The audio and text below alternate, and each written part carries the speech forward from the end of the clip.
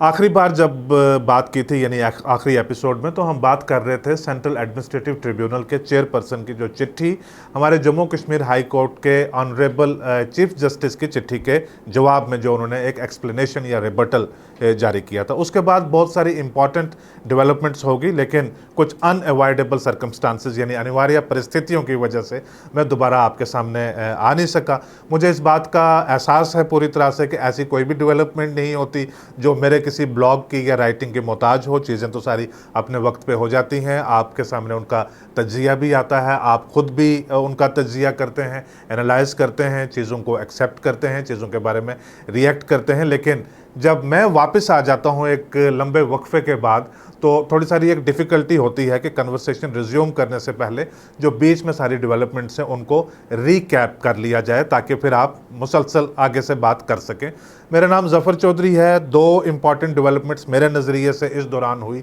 जो वक्फा रहा जिस दौरान मैं आपके सामने बात नहीं कर रहा था। एक तो ये है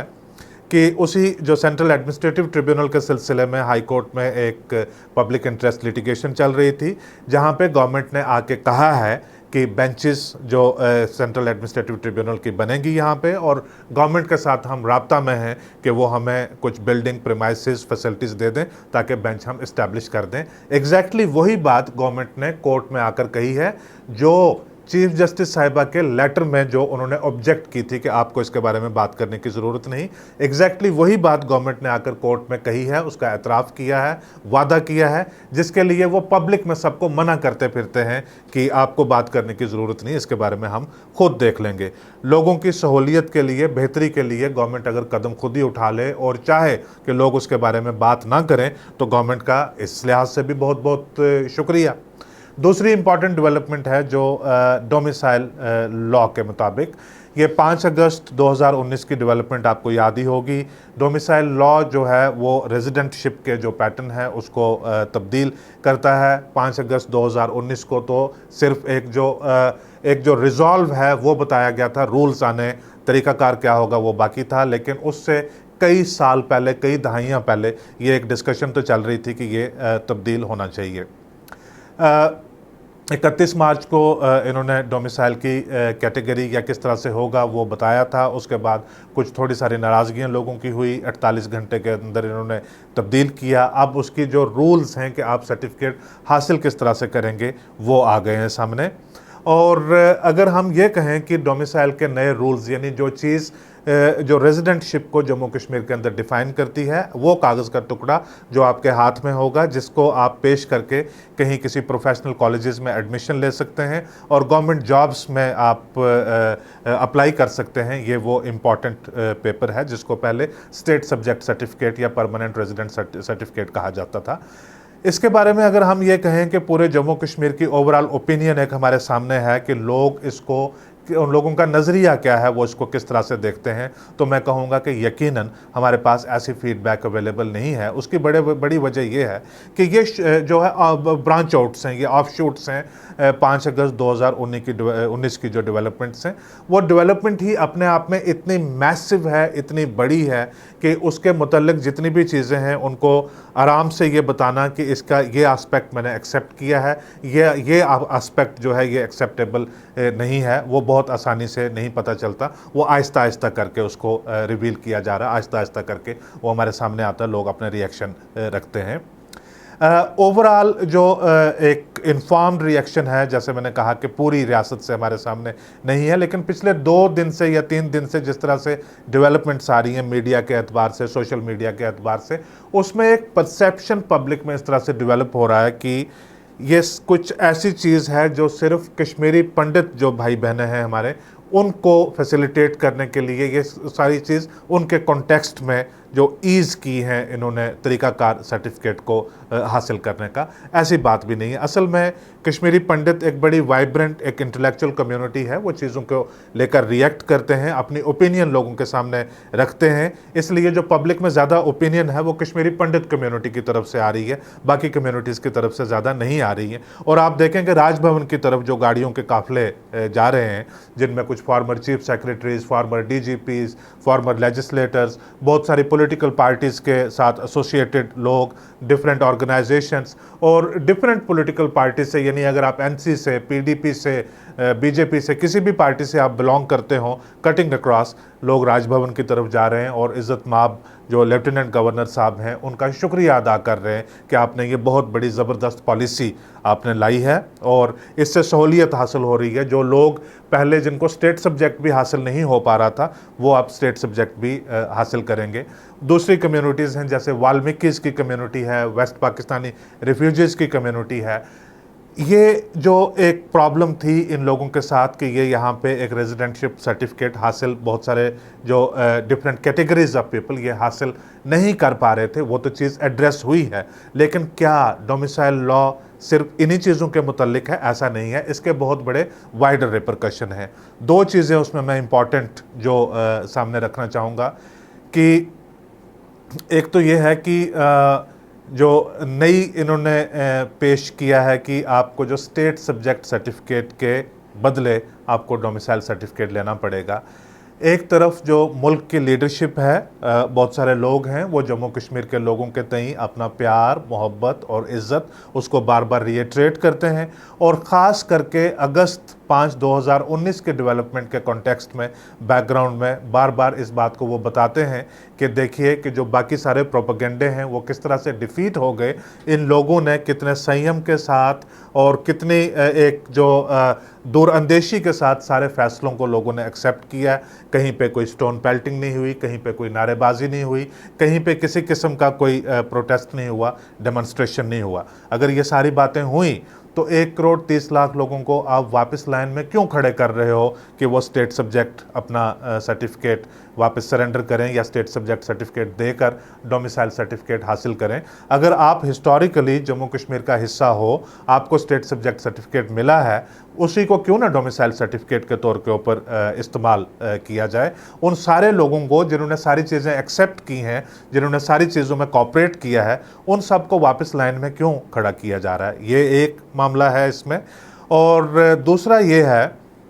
कि डोमिसाइल के बहुत सारे एस्पेक्ट हैं कि आपने जो सारी 35A चला गया, 370 चला गया, उसके बाद जम्मू कश्मीर ओपन हो गया कि आप हिंदुस्तान के किसी भी कोने से आकर यहाँ पे जॉब हासिल कर सकते थे, ज़मीन खरीद सकते थे, एजुकेशनल कॉलेजेस में आप एडमिशन ले सकते थे।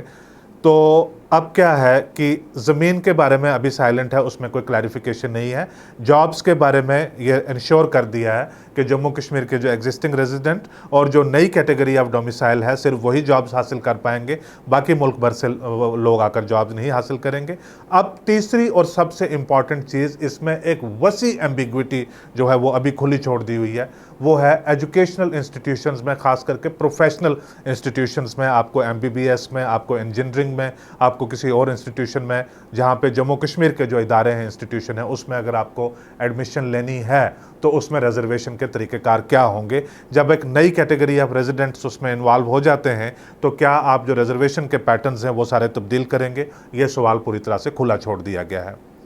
हमारे ब्यूरोक्रेट लोग हैं जो सीनियर पोजीशंस के ऊपर हैं, वो शायद नाराज़ अगर होते हों तो हो जाएं, उसमें कोई दिक्कत नहीं है।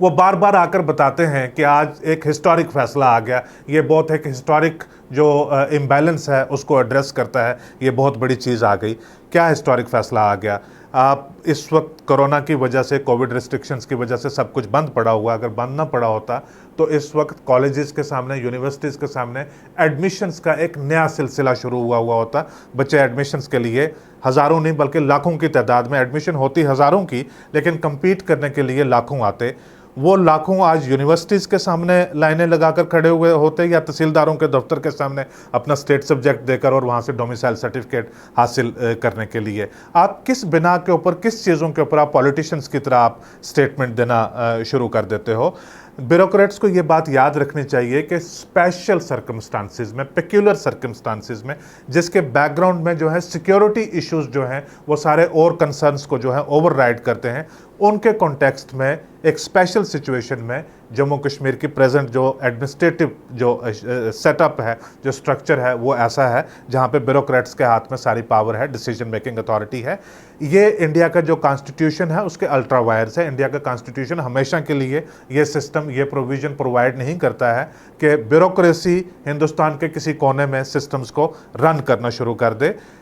कोई भी यूनियन टेरिटरी हो या स्टेट हो, वहाँ के अफेयर्स, वहाँ के लोगों को रन करना ज़रूरी होते हैं। इससे पहले कि आप ये अब बैठकर शाम को डिसाइड करना शुरू कर दें कि यार इसको कैसे स्क्रू किया जाए, ये ब्यूरोक्रेसी के बारे में बहुत हर रोज़ बात करना शुरू कर देता है। ये सारे अल्फाज मेरे नहीं हैं, ये एक बड़े इंपॉर्टेंट आदमी के हैं, उसको आप पब्लिकली रिएक्ट नहीं करेंगे। ये हैं राम माधव के। राम माधव साहब ने आज एक इंडियन एक्सप्रेस में बहुत इंपॉर्टेंट एक आर्टिकल लिखा, और उस आर्टिकल के बारे में मैं पहले बात करने से पहले एक बात मुझे याद आती है। ये 2013-14 से जम्मू कश्मीर के सारे मामलात के इंचार्ज हैं, और राम माधव ही हैं इस पॉलिसी के पीछे जो ये चाहते थे कि पीपल्स डेमोक्रेटिक पार्टी के साथ एक यानी एक कंप्लीट आइडियोलॉजिकल राइवल्स दोनों उनके बीच आपस में अलायंस हो, और वो शायद जम्मू कश्मीर की पॉलिटिक्स और जो जम्मू कश्मीर का जो नज़रिया बाकी हिंदुस्तान भर में और जो दोनों तरफ से जो एक पॉलिटिकल नज़रिया है उसमें शायद मॉडरेशन हो सके। उसके बाद जिस तरह से हालात बने, तो अक्सर कहा जाता है, जो बहुत ही जानकार सर्कल हैं जो मरकज़ से जम्मू कश्मीर की नीतियाँ किस तरह से तय होती हैं, उनके मुताबिक ये है कि अगर मुफ्ती साहब के बाद महबूबा मुफ्ती जब चीफ मिनिस्टर बनी, अगर उन्होंने राम माधव को भी थोड़ी सारी स्पेस यील्ड की होती और सारे एग्स जो हैं उस वक्त के होम मिनिस्टर राजनाथ सिंह की बास्केट में ना रखे होते, तो उसके बाद जो बहुत सारी डेवलपमेंट्स होती वो शायद उस तरह से नहीं होती। हालात का रुख, सियासत का रुख थोड़ा सारा मुख्तलिफ भी हो सकता था। राम माधव उन लोगों में से हैं जो थोड़ा सारा स्ट्रेटेजिक डेप्थ के साथ जम्मू कश्मीर के मामलात को अंडरस्टैंड करने की कोशिश करते हैं। तो लिहाजा ये बात मैं हमेशा कहता हूँ, और इस बात का मुझे अंदाज़ा भी है कि किसी भी